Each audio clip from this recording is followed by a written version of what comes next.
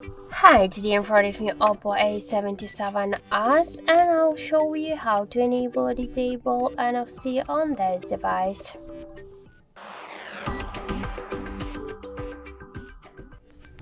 So first let's launch the settings application and then tap to connection and sharing. Then click to NFC section to activate NFC or to turn it off. We should use this water. Also we could here tap to tap and pay section to change the default payment app if you get another one.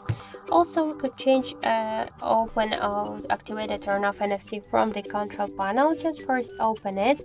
To add NFC option to your panel, you should click here to the settings icon. You'll see here in more functions section NFC. Hold it, drag it to the app section, go back, and you'll see here this NFC option. Just to activate or to turn off the NFC option, we should click on this icon. So that's it. Thank you for watching, and if you find this video helpful, leave thumbs up and subscribe our channel.